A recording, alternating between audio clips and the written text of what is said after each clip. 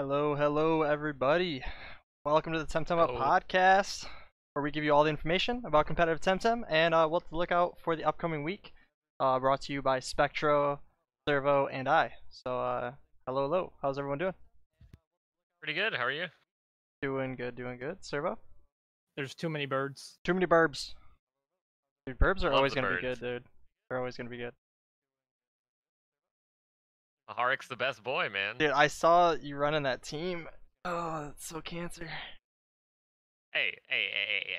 We have +5 Noxes running around. We have +5 Cerneaths running around. I don't want to hear it, dude. Yeah, it's pretty I'm rough. doing whatever I can to win games before turn 30. Alright? By using Pajaro.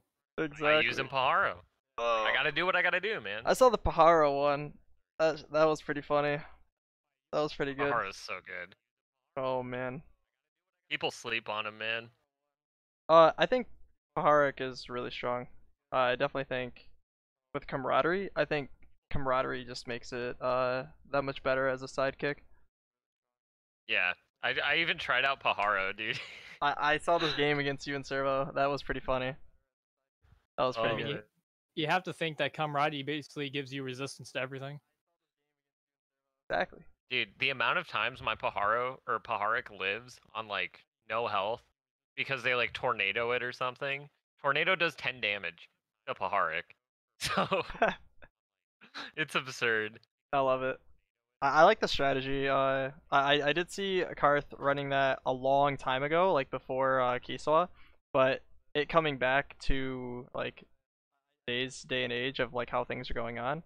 I think it could be something that people stick around with. Maybe add it as like a 4 or 5 Tem base towards their team, and then having the other 4 or 3 being able to flex around. So I mean, you Yeah. have to think about that. It's only Grandpa and Paharik that needs to be activated. You don't really need another turbo to use it. exactly, pretty Yeah, sick. that is really true. Like I went for like a 7 wind comp with Kinu and I was just getting bodied. And so yesterday on stream we like me and Chad just kind of like theory crafted a better team for it. I ended up throwing 2 Vine, Gialis, and I think Volfi back in. And we went on like a super fat win streak to end the night. It was pretty good. Nice, nice. Yeah, I definitely think it has a lot of potential to stay in, and also, like what we were saying last week is, Tuvine is in this weird spot where like it's slower than everything, but it deals really good damage and has good coverage. But when you get that turbo on Tuvine, it makes it really strong, right? And that's kind of like helping the Tuvine situation, especially on your in your comp. So I definitely see how it can really fit into your team. Yeah, definitely. Tuvine feels like I don't know. Tuvine's so up and down, right? Like it feels really good and then it feels terrible, and now it's like starting to feel good again. Yeah, Just like the cycle of Tuvine. it's what's It comes in waves. Yeah, that's what Servo was saying. Literally, episode 1 when Tuvine was in every team. He's like, I asked him, I was like, okay, like, what do you think about Tuvine right now, right? And he's like, it typically comes in waves. I think it might be here to stay, and then again, it drops off, and then it's like you find a way to get turbos activated without actually losing pressure, and now it's like back up there, and it's just kind of funny. Yeah, Servo was definitely he called that one for sure. Yeah, It's the cycle of Tuvine. cycle of Tuvine. So we have a new bug in the game. It's not too crazy or anything. It's just an added competitive bug that will probably get fixed before I mean probably before release, maybe in the next couple weeks. What is it, Servo? What is it, and how does it work? It's not too game breaking. It's not like Nagas are dying to one like ×4 water damage or move flanks getting unnoticed by just switching in. I mean, obviously, if it doesn't get hit, it'll get it. But it's all it is pretty much from Size Munch and Osukai. They share a move called Dim Mock. If you hit a sleeping Tem with it, it will not wake him up. So pretty much it's just a built-in soft touch. Yeah, and a lot of times like people aren't really asleep when you're using the ability. It's pretty hard to have something asleep during the time that you're going to be using it. So it's not like an absolutely insane mechanic in the game, but it's definitely something to think about if you are in any of those situations to gain a little bit more of an edge against your opponent. But definitely What not you're like saying crazy. is I should add size munch to my team. Yes. Size Munch isn't too bad. I think it's definitely strong in a lot of different comps. I don't think it's as good as before, mainly because a lot of people are running away from the crystals, and a lot of people aren't really running a lot of fires. They're going towards the nature side of things, so it makes size much's value a little bit less than it could be, and it's a lot of people are also running a lot of buffs, adding defenses, having a lot of heals on their team. So it's very supportive defensive teams to stall out games instead of just like in the beginning, week one, it was all about kill as fast as possible, and then, like I was saying before, it goes with one base. It takes steps to beat that, and it keeps doing steps until we find that like balance of how people are going to be playing the game, because there's really not many advantages you can take against that is that calibrated. Yeah, I definitely agree. It takes a little bit of time for like metas to develop and people to be able to counter stuff and figure out like truly what the best team comp is for them. Yeah, true.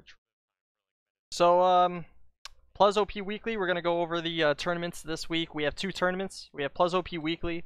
He has his weekly tournament every Friday, unless he has some sort of big event that he does, whether it's tournaments on Saturday or some sort of money tournament, whatever it may be.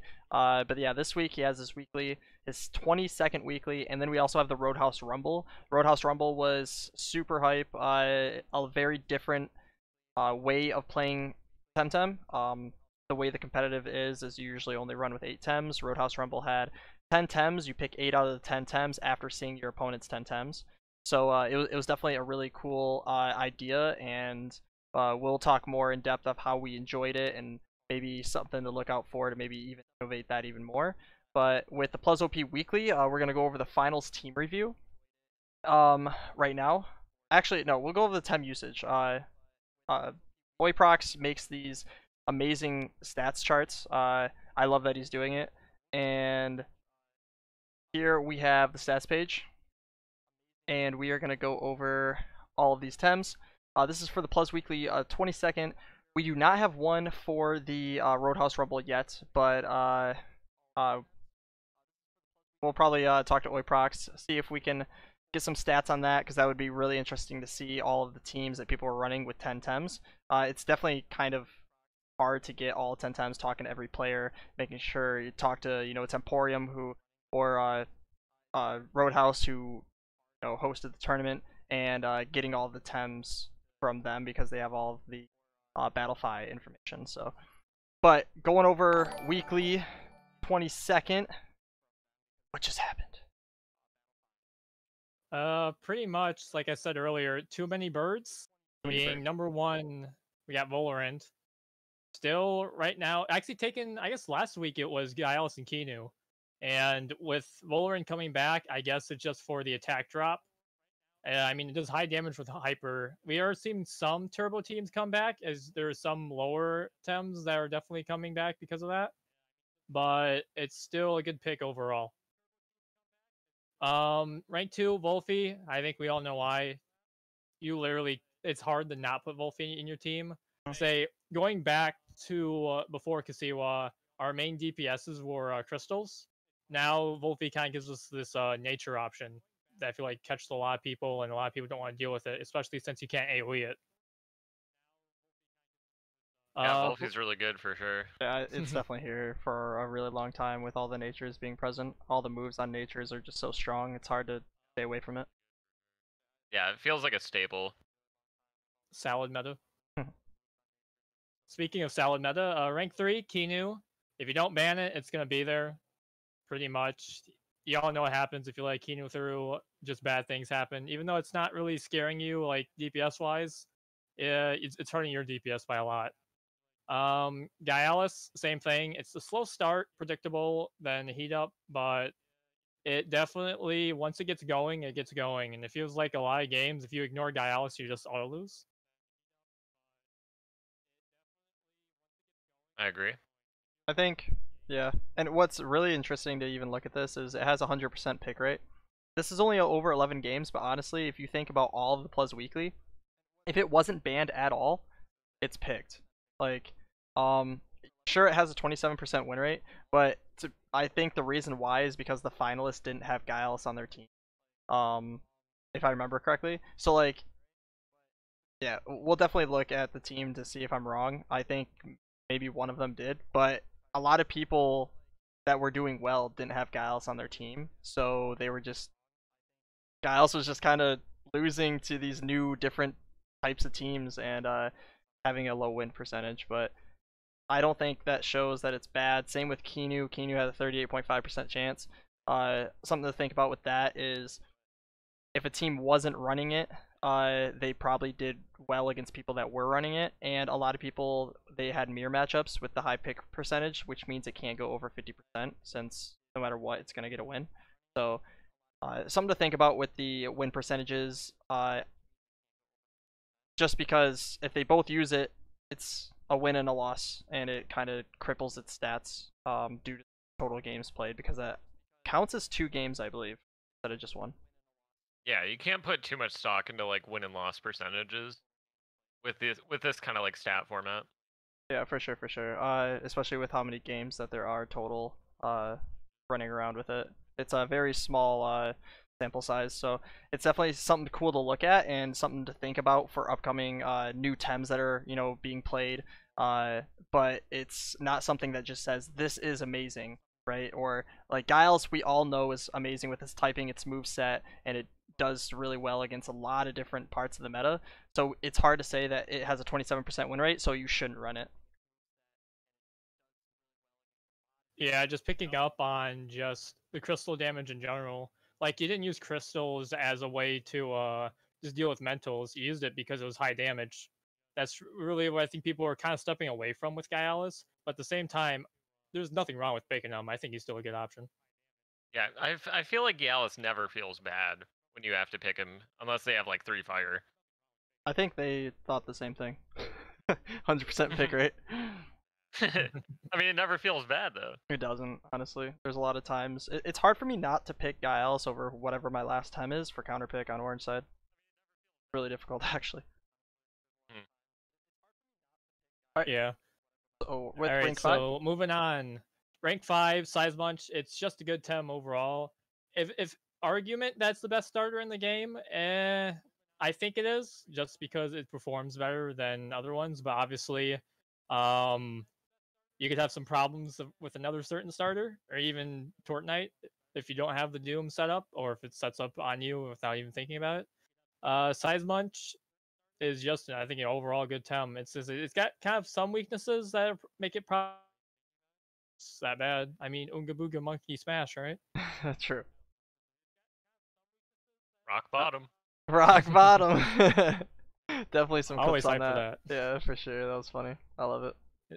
That's right. So moving on to rank 6, Tuvine, like I said, it comes in waves. I don't think I'm trying to remember how high Tuvine was on the list last week, but it's a Tuvine's making a comeback. But it's mostly it's good until someone finds something, and then they want something else, and then Tuvine just shows up again, like, hey, you forgot about me. That's the reason why you chose me. True. I agree with that a lot. I think I don't know. Tuvine's kind of weird. It covers a lot. It has good resistances. What deals a lot of damage to it.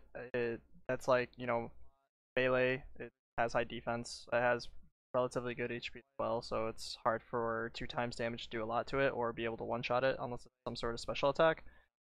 And the biggest problem with it is it's not fast, but when you get the turbo on it, it does work, especially if it has sweatband. But yeah, in the meta or in the current state of the game, it's hard to get turbos off without being punished. So that's the reason why I understand why Tuvine is kind of falling out. Besides that Spectruh's running, which we can talk about a little bit more in depth later. But yeah, that's the main reason why I think Tuvine's just kind of in this middle ground spot for B tier.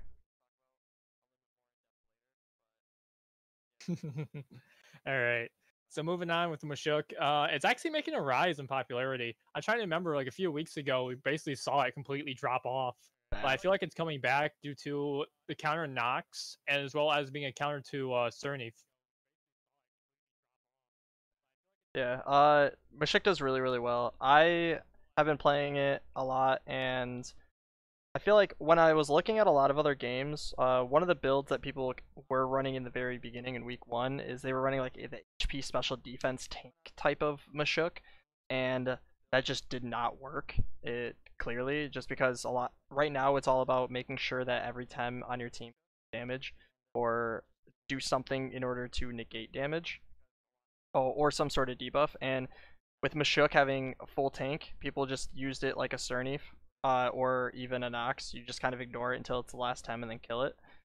But Mashuk didn't really have the raid boss potential, so it would sit there and then at the end it would just die without being able to have any kill pressure. So, but nowadays people are running it with like an HP attack, and a lot of people aren't running turbo anymore on a lot of different Tems. They're running like Stonewall or other support esque type of stuff. So tenderness is starting to see a lot of play, especially against Sernifs. If it's a Mashuk against Sernif at the end, it does relatively well, since a lot of the time when you're playing against a Sernif player, it turns into a 2v1 or 3v1 situation where the Sernif's by itself, and if you have Mashuk and one other Tem, you can use tenderness, you can perfect jabs, you can use rush heals, whatever it is that you need to do in order to do a lot of damage towards it. And I think it does really, really well against it. Yeah, he's a really good debuff staller. And is really like sure he's weak to mental. You have to be careful with Kinus and stuff, but he's also really weak to wind. So those are its two major problems. If you're running into a lot of winds, then that was my issue with Mashuk. Just that he seemed to be getting bodied by like tornadoes and stuff, and it kind of made it a little difficult to run him. But tenderness and perfect jabs are always good to get on, especially against Sernifs. So plus you have the Orochiel too. He's definitely a really good Sernif counter for sure. Yeah, I think the biggest thing about Mashuk is it's not great at anything. It's just kind of like that balance of tankiness, balance of damage, balance of, support. It's like all of that in one, but it doesn't excel at anything. So it's hard for it to really like be phenomenal. I think it's gonna sit in that like average-ish, middle of average, and I think I'm okay with that. I understand why it's not crazy pick it in every, but I understand how it could be a support on your team while still dishing out some damage whenever it can. Yeah, definitely. It kind of performs that niche role that you need if you need some kind of tank for that issue, without being one of the players that run it itself. Very, very true. Especially since Wind was going away and now it's kind of coming back, so it might drop a little bit more in playability as well. I mean, we'll see. Definitely. Depends on how many people start running Wind again. Mm-hmm. Depends how many people start running Paharix again. Pahark. Oh, I mean, Paharik sucks. Why would anybody do that? True. It's trash, dude. All right, moving on to rank 8. Everyone's favorite first ban. Nah, guys. I mean, I think we all kind of saw this coming. In tournament play, it's definitely a lot stronger than it is on ladder. I completely agree. Yeah.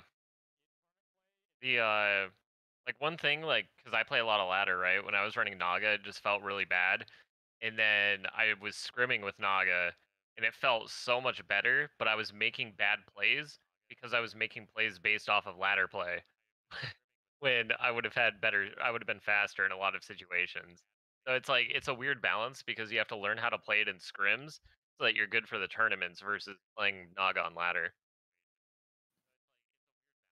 Yeah, that also goes into a weird situation too, where unless you play it in scrims, it's hard to prepare against Naga, right? It's I think it's pretty easy to play against Naga on ladder only because like Two Vines Crystal Plume is always gonna go faster. Like all these moves that should go after Naga goes first, doesn't happen, right? So it makes a lot more like even Volarin, like there's so many different Tems that are slower than it, so the Deceit Aura doesn't have as much, playability in ladder. You know, it'd be kind of cool is, I mean, I don't know if this would ever work, but what if they did a ladder that wasn't auto scaled? I mean, they definitely could. They said they're planning on making the rank 2.0, and there could be a situation where when you pick ranked, literally put in your team and maybe even choose your SVs and T we don't know because we have no information, but I definitely see it going to that, that situation later on when the game releases, just because it's kind of difficult to get into competitive when you're a new player.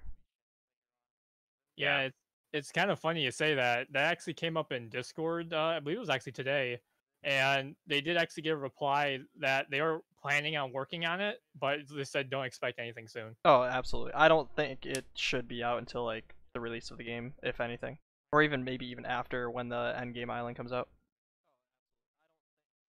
Oh, they said that they were adding to turn on and off auto scale. That would be kind of cool too, especially since new players can still use their teams with clicking on SV auto scaling, and then people that have more like very particular teams that need specific SV ratings for a specific stat can still use whatever they need without it messing up the other player. Yeah, and you would get like actual tournament practice too on top of that. Exactly. I think that would be really, really good, especially since they're going to have tournament play coming in. Oh, that is true, huh? We're gonna get in-game tournaments too. That's gonna be exciting. Yeah. I think is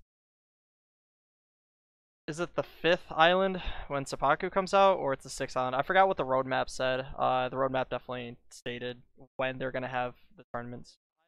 I just say due to the fact that they're kind of pushing back. I know they're pushing back the furniture and the housing. I'm assuming we're going to get 6th island.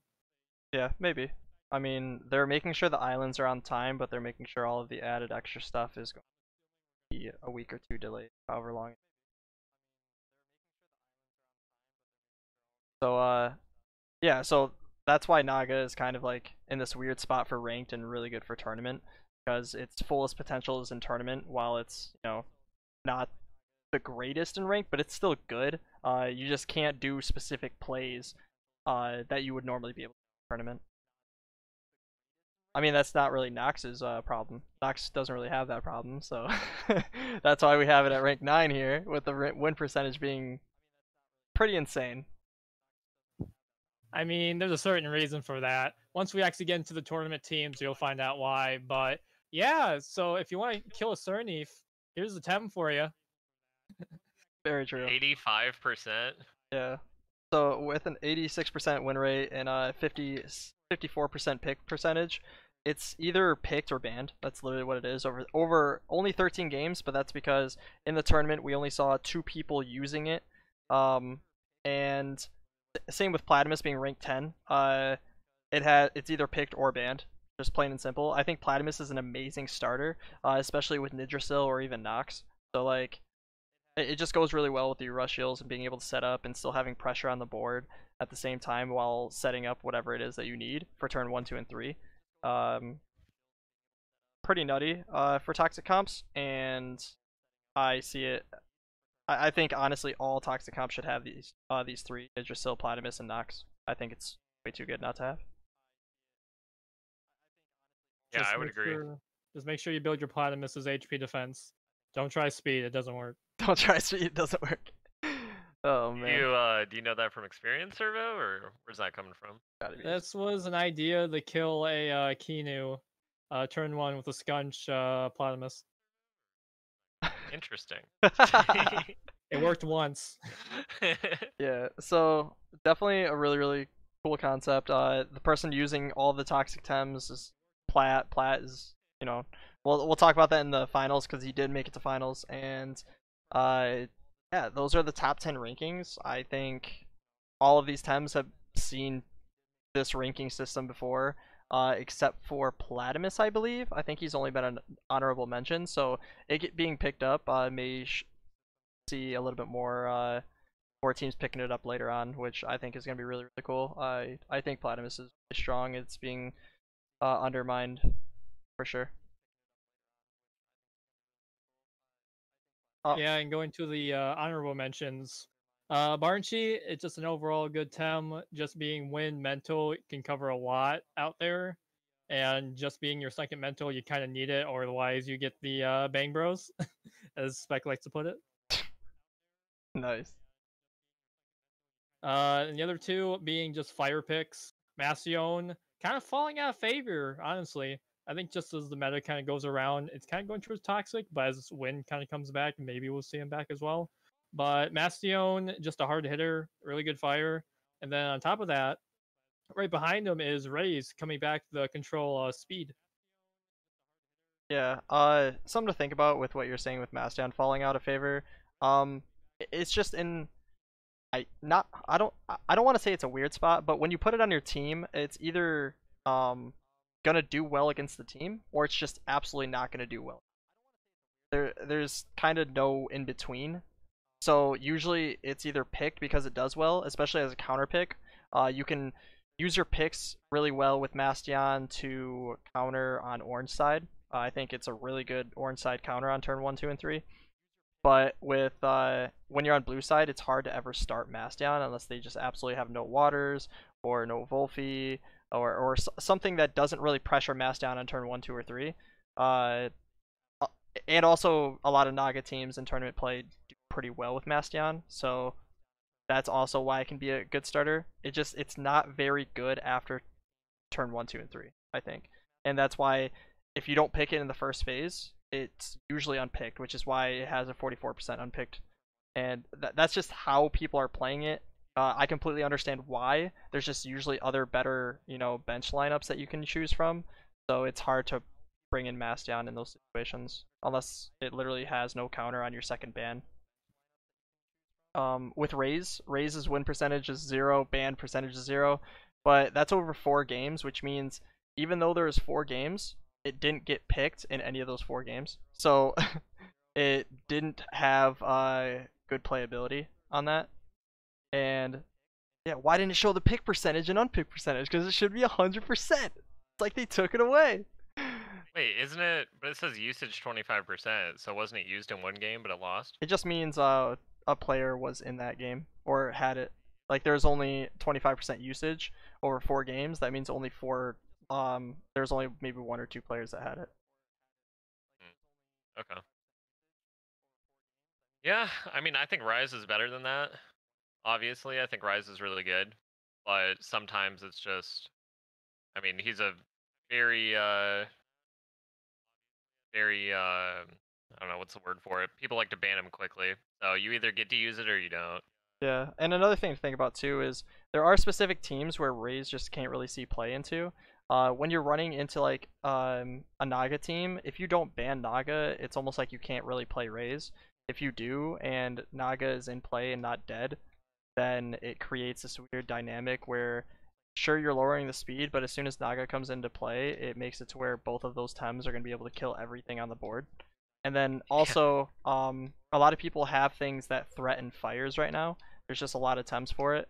So if you're using Raze, it's like Nox is getting a high amount of popularity right now, and Nox doesn't really care if you lower its speed. It's gonna keep using its abilities if it needs to, and keep setting up until it's just able to get +5/+5, and then it uses, it just uses S reflux. So like it doesn't really matter against a few Tems.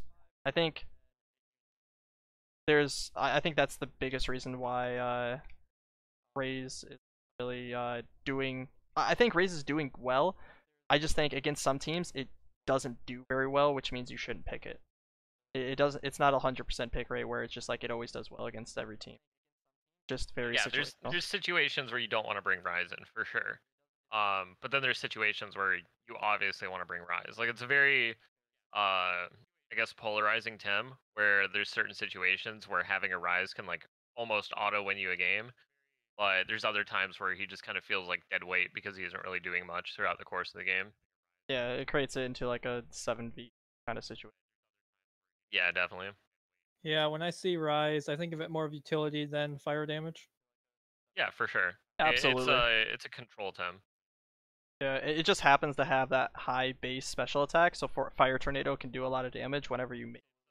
But you're not using it for that. You're using it for like the embers in order to create 30% less damage, and also the roars and king roars and demoralizes. You're using it for speed control and to lower damage attack heavy team. That's kind of like the main use for it, which is I think really good, and it still can hit hard with Fire Tornado if needed. Yeah, exactly. So let's go over the rewards really quick. Most hated, Valoran. I think that's pretty standard right now. It's in a situation where Valorant just does really well. I don't really see it going anywhere. It's kind of like a situation like Guy Alice. Guy Alice just has really good typing. Valorant has really good typing. You put it on your team, there's just always going to be a situation where Valorant and Guy Alice can be used well.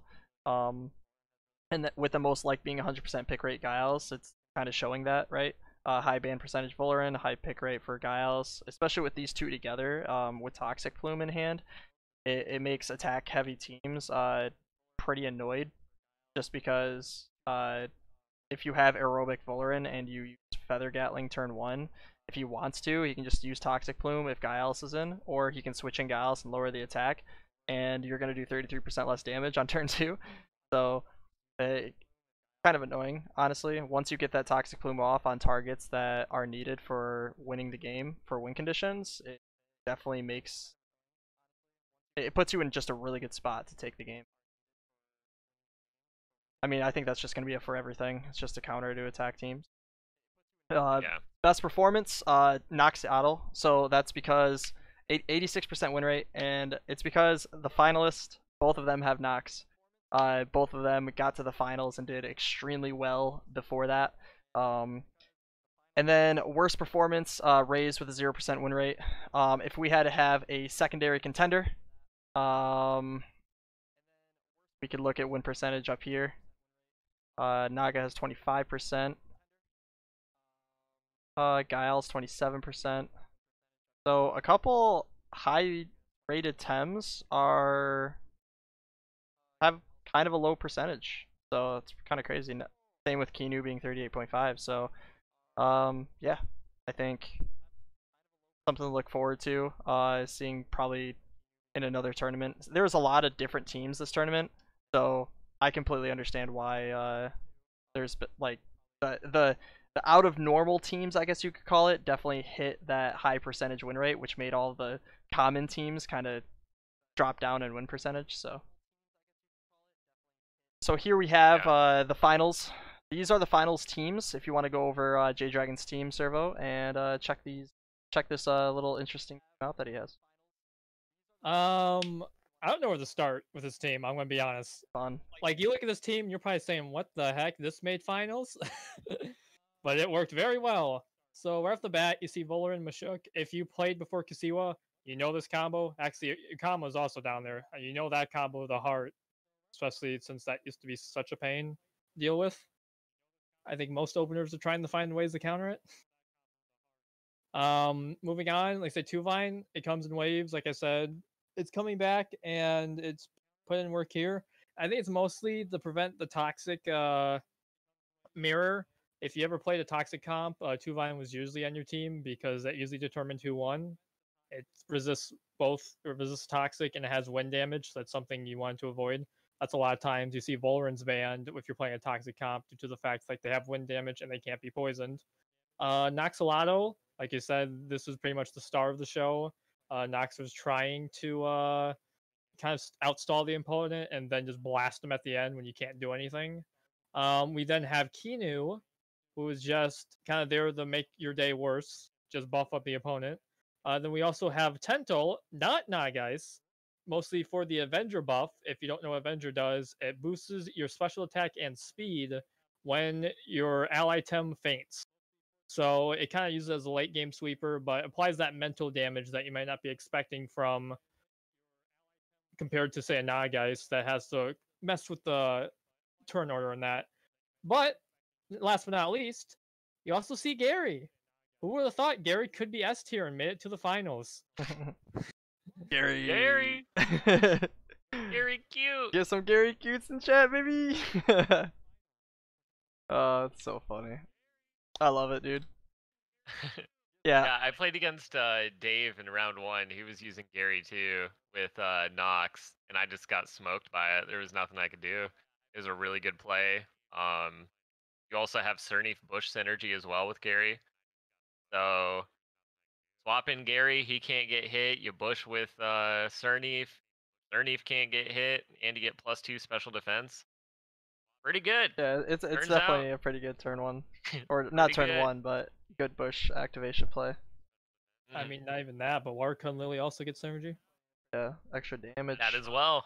Yeah, I think it's a really fun, interesting team, and I know J Dragon likes to push more into his team. If he likes a Tem, he's going to put it in his team. He doesn't care if it's like a top tier Tem or if it's not going to perform well. He likes using what he likes to use and kind of make it work and use it at its fullest potential.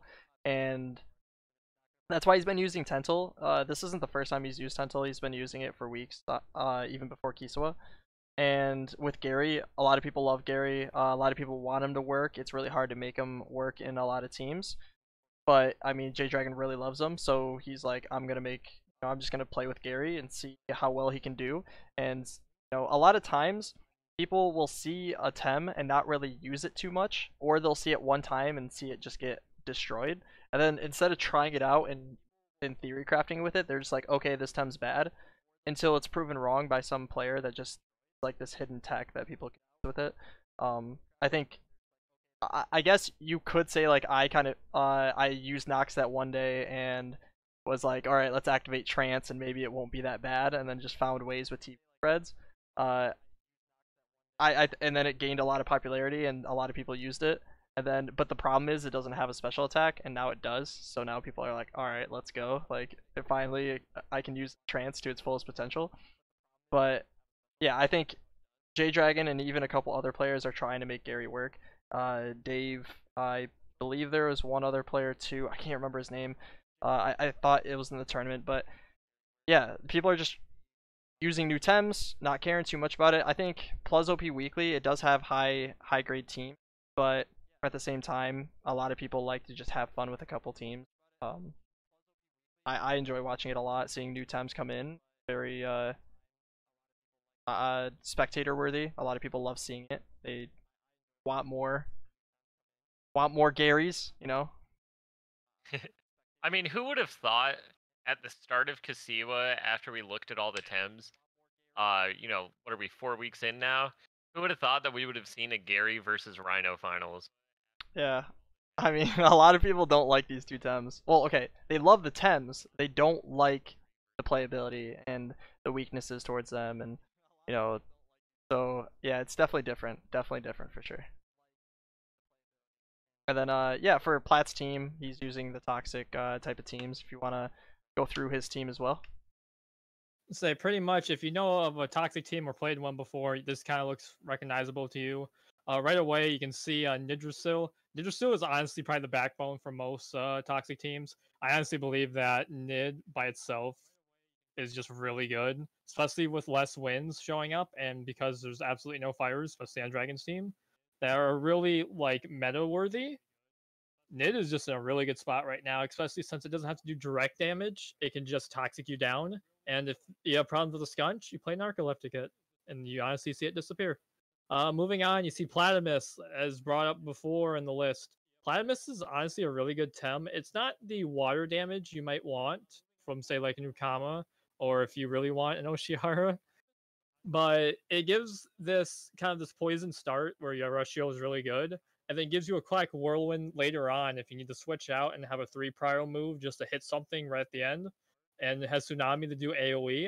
And if you want to get really fancy, footwork, but that's just me and I might just be crazy. But moving on, we have Adoraboros. I think this is mostly just to fill out mental weakness. If you don't have a mental, it kind of hurts your team. Say 1 mental, you can kind of squeak by, but you might have problems. 2 mentals, you're usually safe. But obviously, it should be something you're looking forward to. If you really are afraid of crystal damage, then maybe you do stick to 1 mental. But obviously not here. Matt has 2. With Adoraboros, I think this is mostly the counter 2 Vine, if I have to say. Toxic comps usually have to first spam Voloran, so 2 Vine usually sneaks through. Where Adoraboros kind of has this potential to actually one-shot it with Inner Spirit. Once again, it has to survive long enough and be on the field to be able to do it. But when it works, so is it Oh, sweet. it's so fun, dude. So good. Feels so good, man. Yes, moving on, we have Nox. Again, we have Nox on both sides. The 4th slot, actually. Staring each other down. Just like the finals in every match. The Spider-Man meme. Yeah. Say I'm not you, you're me. Oh man, yeah, enter kind of stally meta, but it works well, and you can't really say anything wrong with it. Besides, maybe you hate it, but if you hate it that much, ban it. Moving on, we have Naga's. I think this is mostly a bait ban. I guess there's two Tems that kind of work with it, but at the same time, if you don't have that second mental, it kind of gives you problems against Skunch. But at the same time, a lot of people just don't want to deal with Naga. And with if you have a raise on your team, you definitely want to first ban it. So this kind of works as a ban bait, in my opinion. Yeah, I mean it could be a ban bait, but also like don't sleep on the Naga Ruler turn 1. That stone ball actually hurts.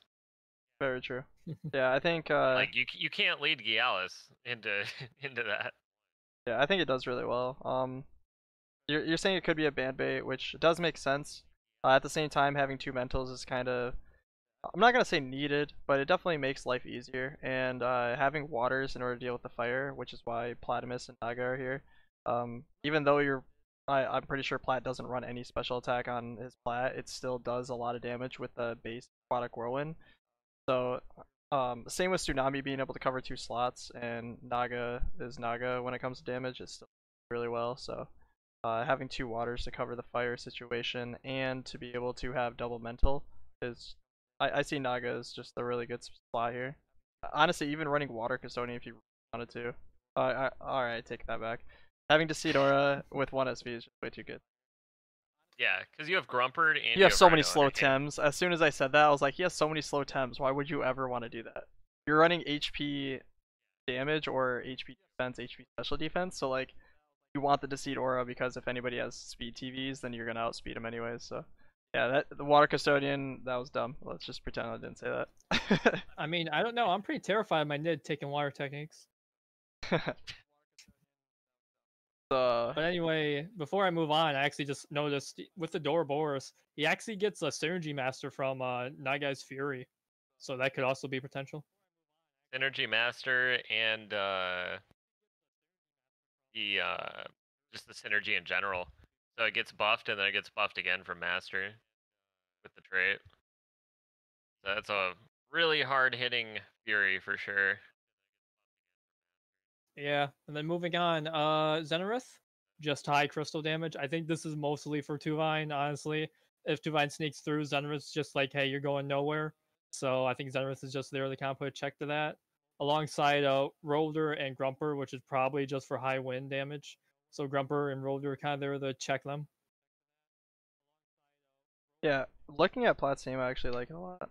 See, with Plat, I mean, I pretty much say it like every week, anytime he's in the finals or in a match. I mean, I believe he's the best toxic team player. He's been doing it for weeks, and he always tries something new. He always has different ideas, and with the Zenith being added in, it makes a lot of sense. With the Tuvine always slipping in, you have Volerin and Tuvine. The Volerin gets banned. That's kind of like the strat that you run as a toxic team player. You just have to ban Volerin first because of how much coverage and how well it does against. And then Tuvine is always there. Well, if he picks Tuvine and you have counter pick, well, you can now just pick Zeno and something else that you want to pick that's on your counter pick. So a lot of the times people are picking Nidrasil, and then they counter pick with whatever else. In this case, it's like if he picks Tuvine, then you pick Zeno, and it doesn't really matter about whatever else is on the blue side because Zeno's always going to get the damage out, and he also has another check with Adoraboros and water damage in general. So I think it does really really well. I like it a lot. Rolder, I think he's just loving the way Rolder works with Execute and Toxic, so he's just having fun with Rolder. Grumper as well, being really really strong with its new attack that is in the electric pool. I think it's really good. Grumper also has really does really well against Volerin, which is a little weird because it's always going to be banned.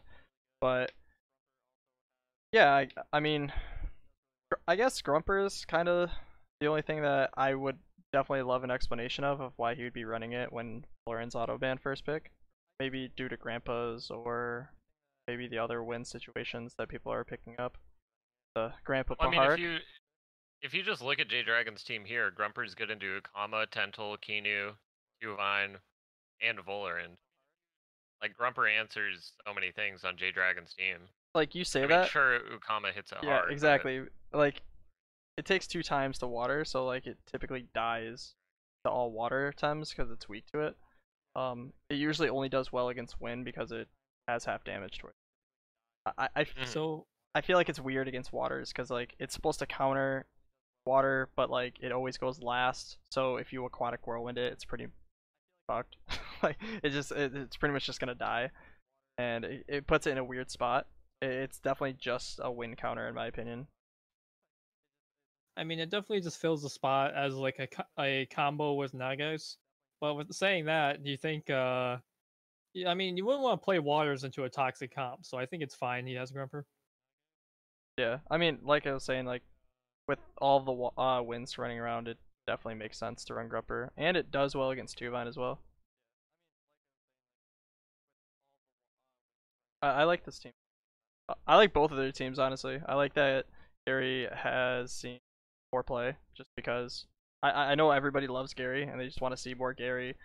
And yeah, with Nox Seattle, what we're talking about with Nox having a high win percentage, it's because J Dragon and Plat got to the finals, and I think both of them only dropped 1 game. So when they played against each other in these finals, it dropped it to a 50% win rate on both that were played for it. So it reduced the win percentage. So only dropping 1 or 2 games as Nox, because one of them might not have even lost in any of the rounds. Um, yeah, like Nox had a crazy win percentage against all the teams. It's doing extremely well. It counteracts a lot of stuff when you have the right have the right protection and support for it. So I think it's pretty sick. I like it, and I don't see it really going anywhere. yeah, Nox is super super good. All right, so let's move on to the Roadhouse Rumble. Roadhouse Rumble, if anybody wasn't watching, Roadhouse Rumble was a tournament that was created and has you take 10 Tems and you have to pick 8 after seeing all of the 10 Tems from your opponent. So each player sees all 10 of the Tems. You pick 8 out of your 8 Tems in order to pick from in order to do best against his total 10 Tems. And in best of 3s or even best of 5s in this case, you can change your team in between each game. So I really enjoyed that. You had to keep the items the same and you had to keep the move set the same, so you couldn't change those. But I really like this format a lot. Uh, I think it creates more playability, and what happened in the last couple of weeks before this, there was just teams that completely just countered the other team. Like there was literally no chance that one team was going to beat the other finalist. And this 10-10 bring in, and then you choose 8, kind of takes that away, right? It's never going to be like a 90% win rate for a player. It's going to reduce that to where if you play well and you have a good preparation with your sideboard, you should do extremely well. Um, I don't think I think it's gonna be pretty hard to have over like a 60% win rate with the sideboard activated, which I personally like a lot. Usually the better player is going, which yeah I think is really good for Temtem. It being a non RNG game, this adds it a teeny bit because you don't know what team you're gonna be playing against every single game that you play in a best of 3 or best of 5, but you see it before pick ban, so you get to prepare for it before you pick all your Tems. So, uh, yeah, I personally like the format a lot. What about you guys? I definitely loved it too. It stops you from getting walled completely. Because you could have like your main team, and then the other 2 Tems that you're allowed to bring, those can kind of be like your counters to certain teams as well, right?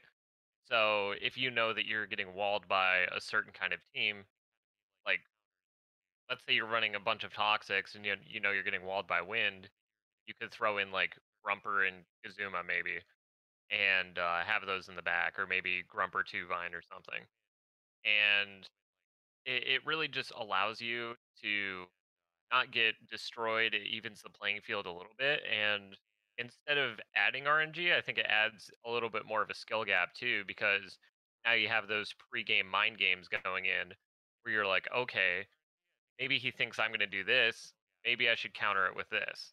And you can kind of like try to create little advantages before you even go into pick and ban.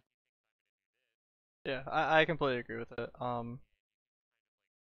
Yeah, even if somebody has an advantage, a slight advantage in pick and ban, you still have to go through the pick and ban phase, right?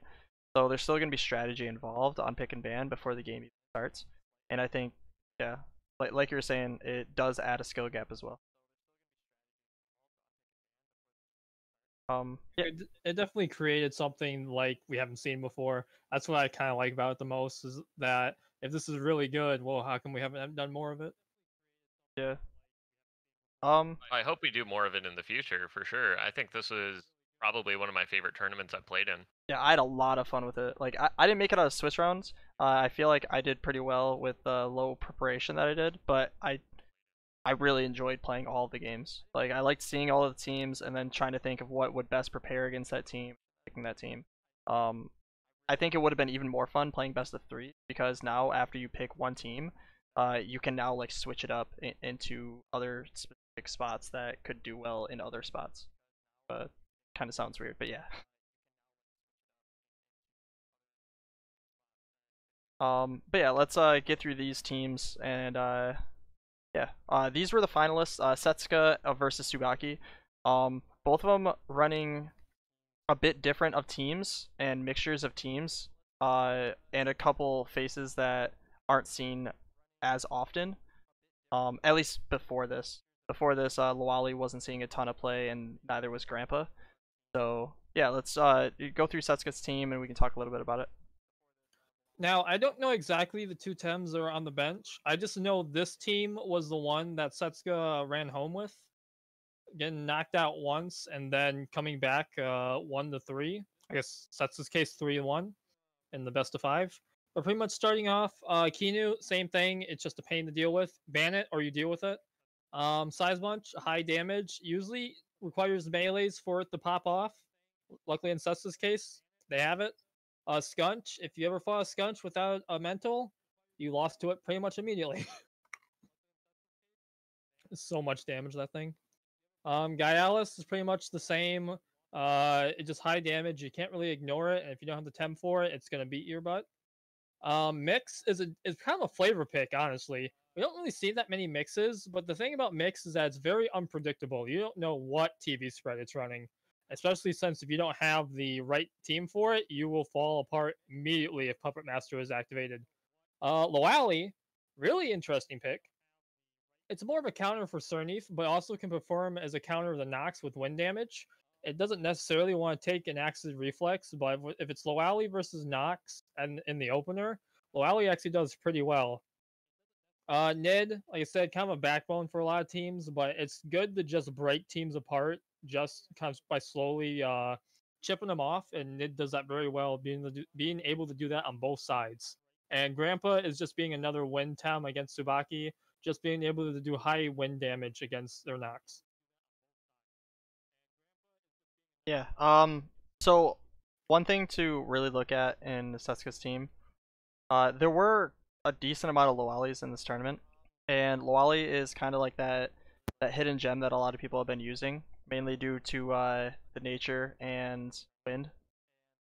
And Resin Trap is really strong. Resin Trap is actually extremely strong. So yeah, having that as well allows for a lot of situations, Hems that like um what's it called? Like Naga, and having the trap situation is just really, I think, really good. Other people caught on to that and were using it for resistance as well.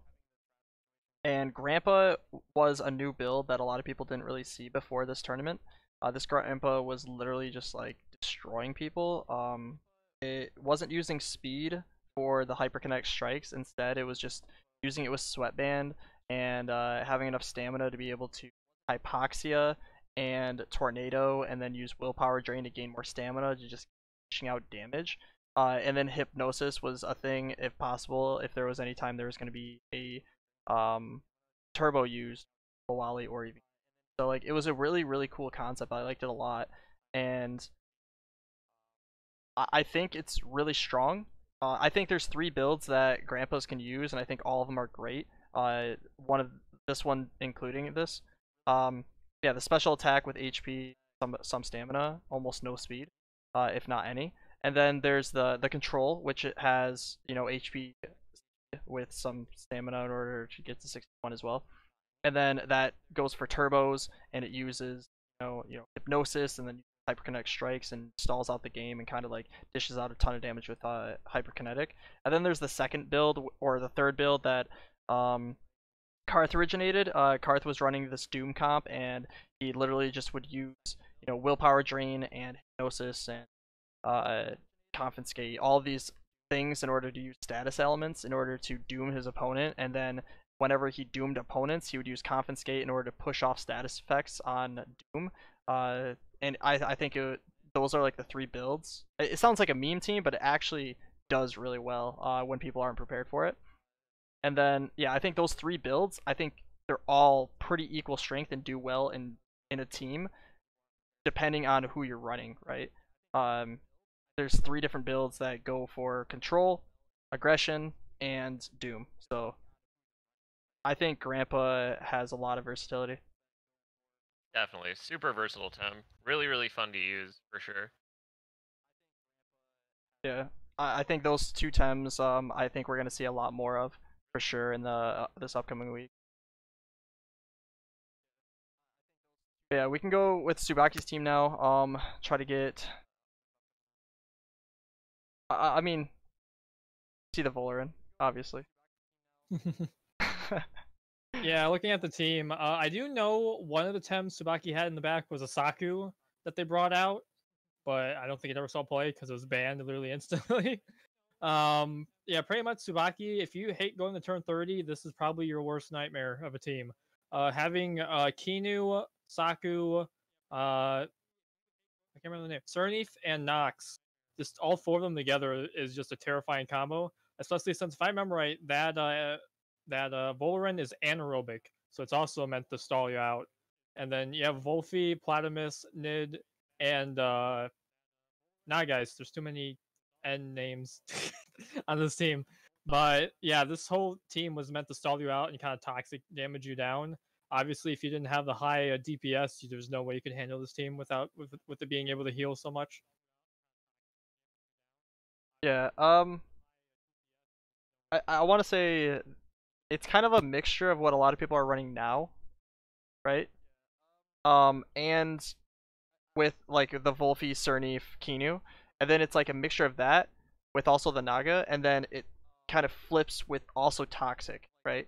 It's kind of a mixture of both of them, and we I don't think a lot of teams are running a mixture of both. It's typically going into either Toxic and then using the other flex slots in order to cover whatever weaknesses it has, like the 2 Vine that we're talking about with Zenarith, along with Grumper in order to deal with the winds that also counteract the toxicity. And yeah, this one is pretty cool. You can also go into the stall comp. It's just like a next level stall comp, really, with the Volfi, Cernif, and Nox being able to do full and keen.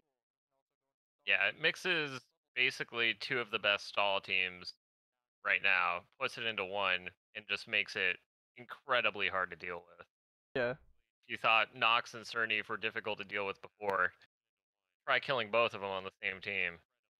Yeah, especially when they're both activated. Now it's like, okay, both of the stall times are in the field and they're set up. Like, which one do I even kill first? Like, you're gonna like, which one do you kill first? And then once you kill one, you still have to kill the other while they're still being able to out damage and heal and everything, right? And another thing to think about is they have 2 extra Tem. Like, Tsubaki had 2 extra Tems in the back, so he could have also had things to be able to resist counters towards either of these teams, and then went more into the toxic instead of or less into the nature, or even more into the nature and less into the toxic. So like, I think that's really really cool and innovative, mainly because it's the first time we've seen this Temtem playstyle. So I think honestly Subaki did a really really good job with this team when it comes to innovating both of the playstyles into one.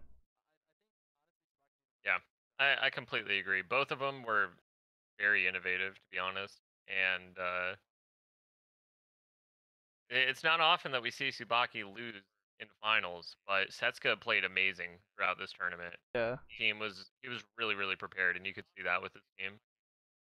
Yeah, he even brought in new stuff that a lot of people didn't see before, and combos of stuff as well, right? Like we don't see Voloran, we don't see Tuvine, we don't see quite a bit of like the top tier Tems, you would say, that we're gonna go over here as well.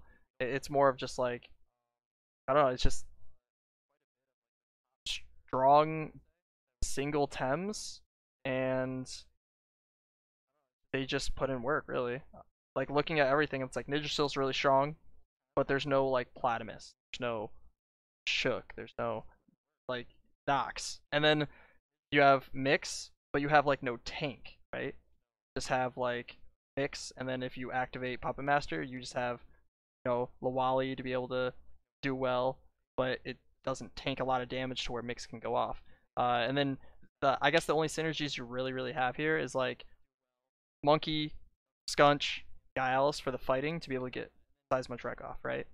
And just took really strong basic, not basic Tems, but really strong Tems that are good on their own, and then just found probably the best TV spreads he possibly could and experimented with it, showing with the grandpa, and then just wreaking havoc with it. Yeah, super fun tournament to watch. Like I said, Roadhouse Rumble was just really really fun. I can't wait to see the second tournament and definitely compete in that. For sure. Yeah, I can't wait either. It's definitely gonna be a weekend I'm gonna look forward to.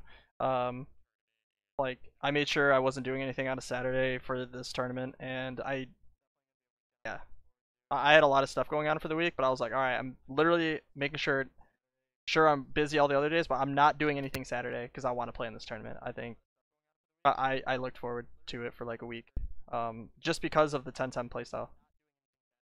Yeah, That's same. honestly the biggest reason why. It's something new and that can create more of an impact on the competitive scene. I slept through check-in. Rip. I woke up and I was super tired, but luckily I had a rock star in the fridge. Oh man. All right, so we're gonna go through the so Carthh, he presents his tier list to us every single week. There's always new different adaptations to it. It's always mixed up. Things moved up, things moved down. So this is the old tier list. S tier going Kinu Naga, but here is the new list. So Protector, it's Protector, right? It's Protector.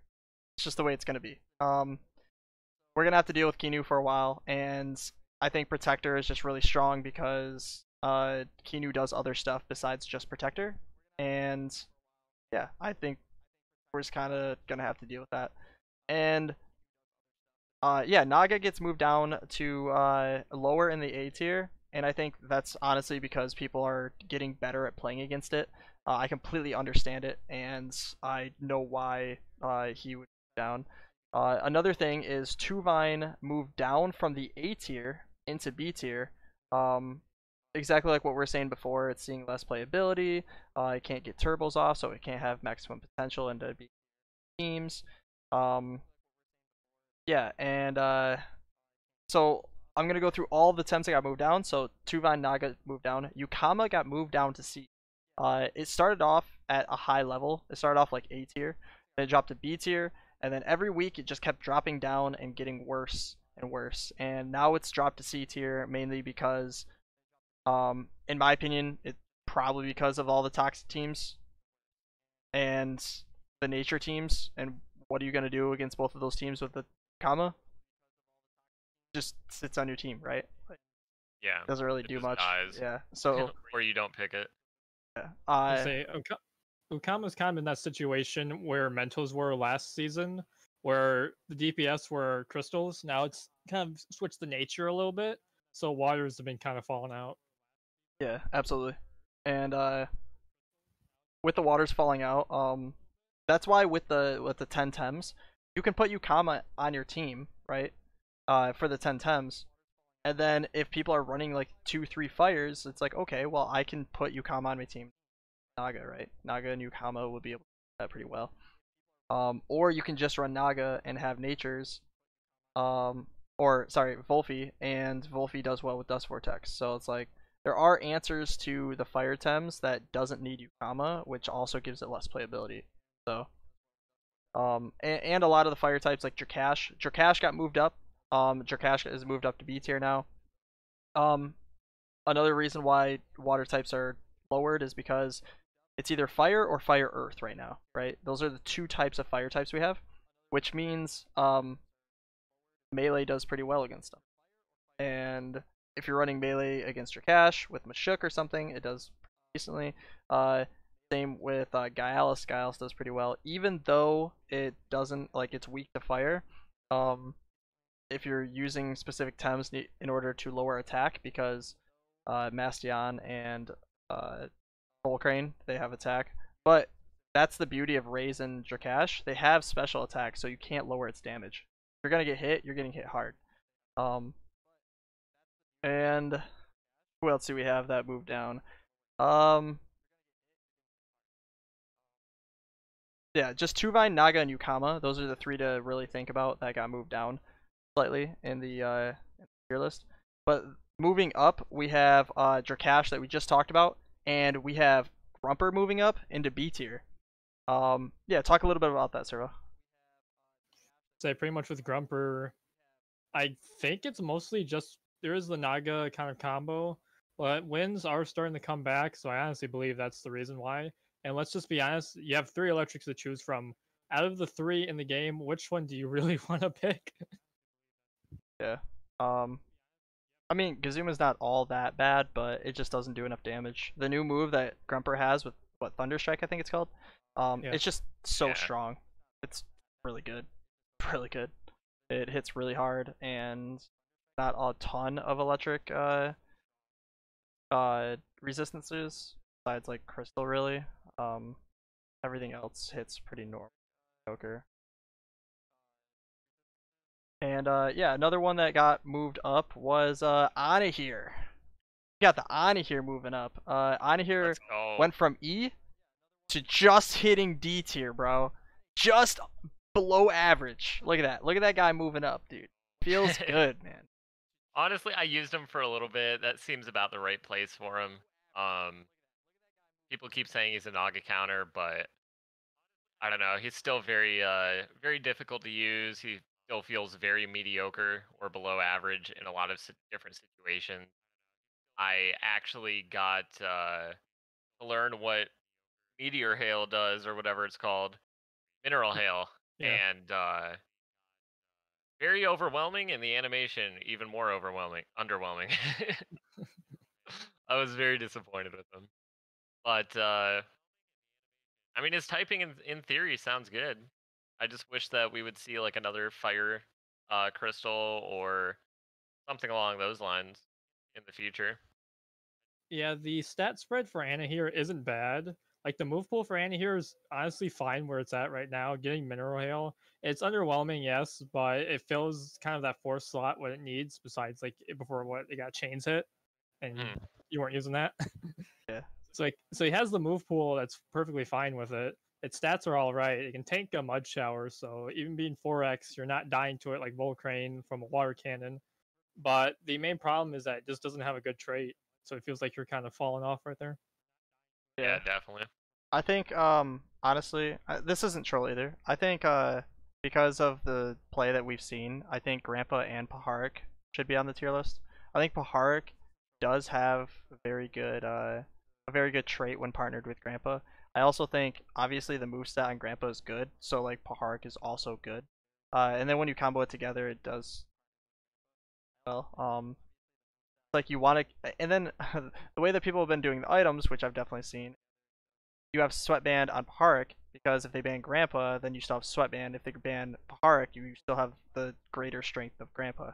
So you have the extra health, you have the extra damage, you have the extra all of those things. And I kind of like that a lot, actually. Yeah, they definitely combo together really well. I know from experience. They're very fun to use. But so I do have to cut this a little bit short. I do have my appointment that I have to go to. Yeah, for sure. So but yeah, appreciate all you guys stopping by. I'm gonna head out here, and I will see you guys a little bit later tonight. and I will be back. Baharik's the best Tem in the game, man. No problem. If you could just like cut off the camera just so it does. Actually, wait. I think it's still. All right. No, you're good. You're good. I'm sorry. No, you're good. I'm sorry. Yeah. I appreciate you for stopping by. I know you had to cut it short. So yeah. Have a good meeting, and I'll talk to you soon, man. All right, sounds good. Later, guys. All right. Peace. Dang it. Now the webcam's messed up. I messed everything up. No, just kidding. So I can't really fix that right now, which kind of sucks. I guess the only thing I could do is just turn it off, but I think that would look a little bit worse. So with the tier list of what's going on, I think honestly, if you had to pick a Tem to move up in the tier list this upcoming week, who would you pick? Something that's gonna be rising this week. Yeah, what do you think? I'm gonna go with Turok. Going with Turok? Just watching, I think I was watching Kini. Just watching that Turok, Ana here, Drakash, like that core right there. It does a lot of AoE and does a lot of damage. And you have to think burn ticks allow you to be a little bit squishier, but still allow you to kind of dish out damage, especially since it's a guaranteed 6.25 or 6.25. Yeah, I mean I could definitely see that. It also takes out wind pretty decently. I think if okay, so if I had to pick any Tem,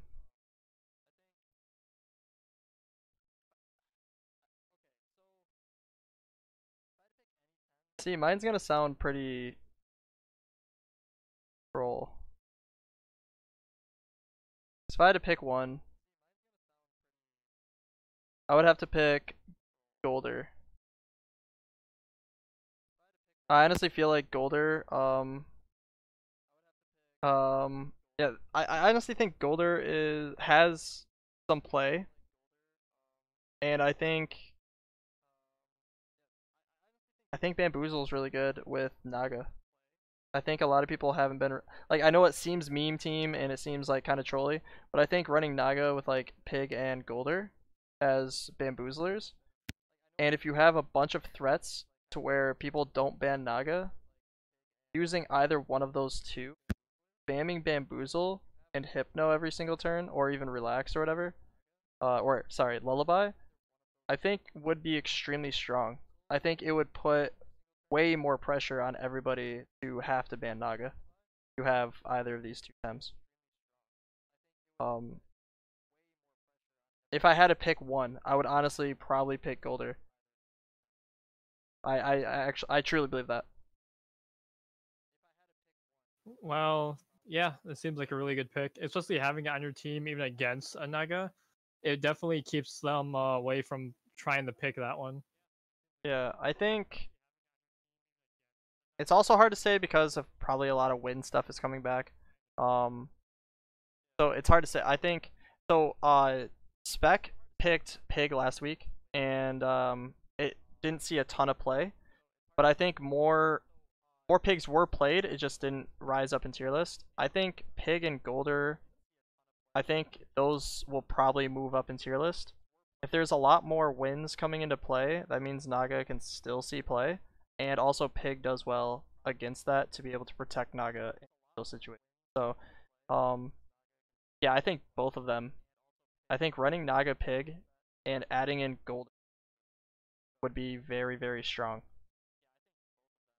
No, like no meme. Like I actually believe. Yeah, I can see it. Yeah. Notable mentions. Mashuk seeing more play. I like it. I think people are figuring out how to build it a little bit more, and yeah, I think also another notable mention is Drakash is seeing more and more play every single week.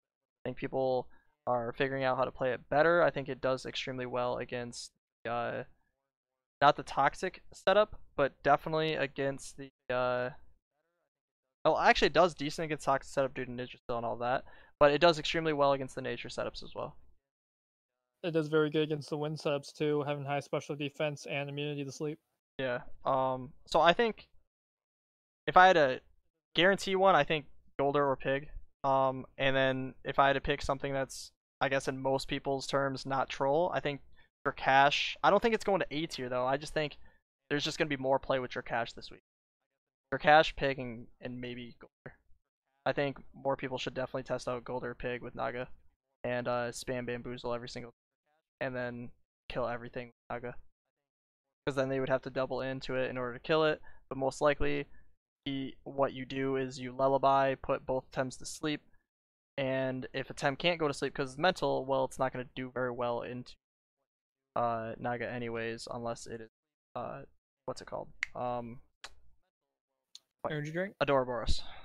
Oh. So yeah, I think, and then it turns it into a 1v2, and if you bamboozle every turn, how are you supposed to kill Naga? I personally think that is something that a lot of people could use. Kind of like a little cheesy strat, but a lot of people haven't even been using it yet. So I mean, I know how you kill Naga. ban it. No. You play drill. Play drill, yeah. I mean that could be the play too. And then yeah, that could be the play. You could also, I don't know. That's something I would really like to see. But yeah, notable mentions definitely Drakash and Noxiatl as well. Still rising on the tier list. Still doing extremely well every single. And yeah, Mashuk showing a little bit more playability. The builds and ways to play him are getting better by the players that are playing him. I really like. So one question that I want to ask you, what do you think of blue side and how people are dealing with it now?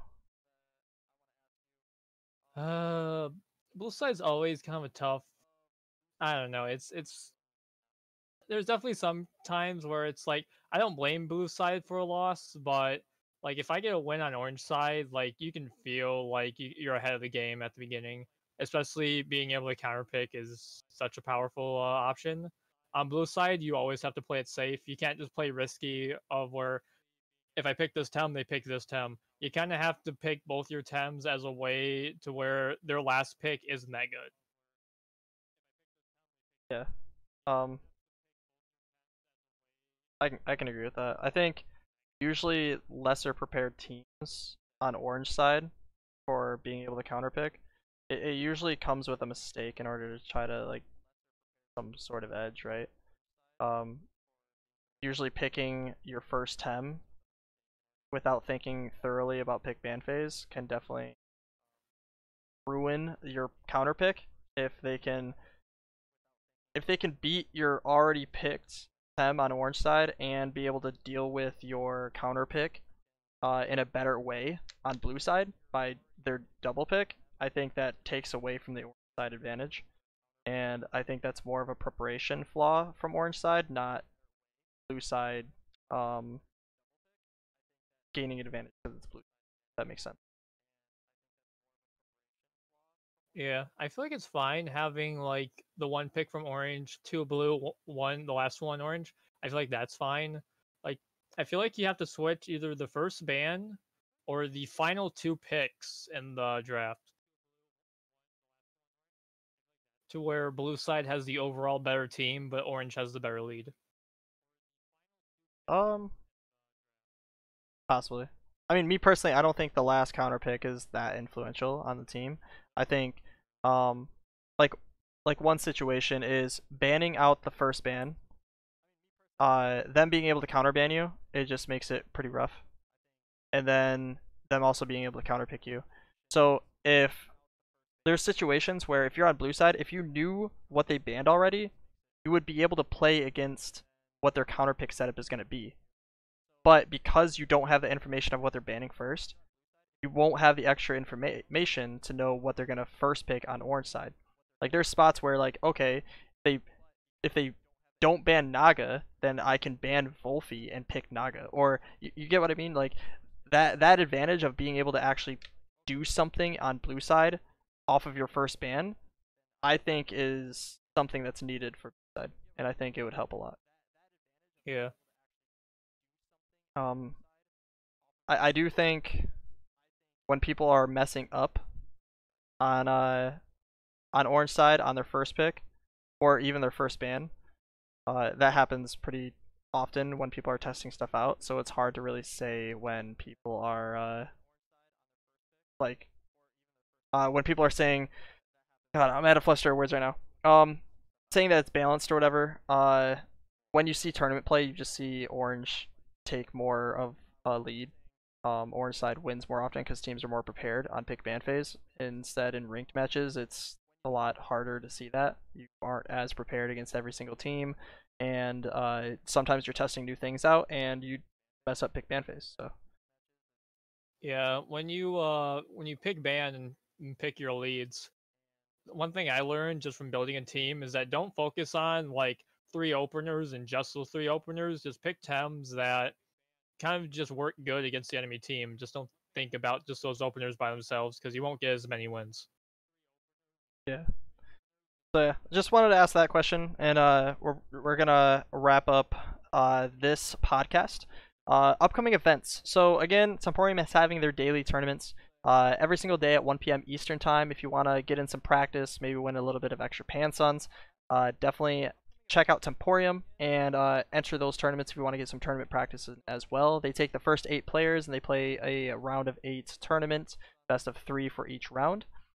And then, yeah, PlusOP Weekly upcoming this Friday, Friday 7 p.m., around 7 p.m. Eastern. Every single Friday, unless he has a big event. PlusOP Weekly coming in again for this week. Yeah, and then the Temporium Roadhouse Rumble. It was a great event this weekend. Definitely looking forward to the upcoming events for that and more tournaments to use that style of pick ban and all of that. One thing to think about, unless fellow tamers have changed it, fellow tamers minor cup is August 22nd. August 22nd is the Saturday this weekend. So anybody that does not know, definitely hit up Temporium. They have the fellow tamers list that you can go through, and you can check that out as well. Sign up for that tournament for this weekend. It has a cash tournament. It gives you points to qualify for the invitational that they're gonna have. Yeah, it's another cash tournament, just like Roadhouse Rumble, the PlusOP, Crystal Cup, all of that. So that is the cash tournament for this weekend on Saturday, and yeah, we'll apply more information on it when the tournament is over. We'll recap all of the games like we always do for the finals, and yeah, it was a fun week. How'd your week go? Yeah, it went pretty well. Like I said, last week I was camping, so that's why I wasn't really with you guys last weekend or the last podcast. But so remember that the Temporium also has their dailies during the week. Absolutely. And another thing to think about is auction houses for Plus. He has them on Wednesdays. So tomorrow, if you're trying to get a discount or trying to get some sort of tem that you're looking for, it most likely will have it in there. He does a ton of auctions for hours and hours, and some Lumas, some some stuff you may be looking for. And yeah, definitely check that out. PlusOP streams 5 days a week. Make sure to hit up his channel. He has all the tournaments as well. Does a lot for the community, so yeah, definitely give him some support. He does a lot for us, and it's pretty sick. Any last thoughts? Any last thoughts, Servo? Play 2 rocks, so I could be right this week. Oh yeah. Play. All right, you heard it here, guys. Play 2 rock. We're gonna end it off here, and I appreciate you all for coming out. We'll have another podcast next week. Thank you all for coming out. Give out some shout outs to everybody in chat. We got Dave, we got Turby's always in all the tournaments. We got Trilix always here, D Mace, that's part of Temporium. Yeah, Bulbasaur. We got New England here, chilling, Judo, Spectruhh was chilling here, and Servo obviously with us talking. And yeah, appreciate all you guys for coming out, and I hope to see you guys next week. Appreciate you guys. Gary Cute. and we out. Peace.